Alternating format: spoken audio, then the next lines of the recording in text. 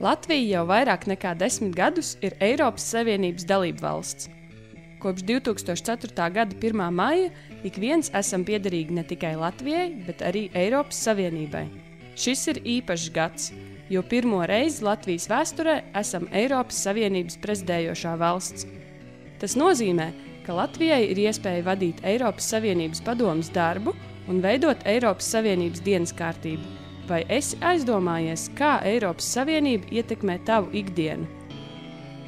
Piedalies radošo darbu konkursā Es un ES.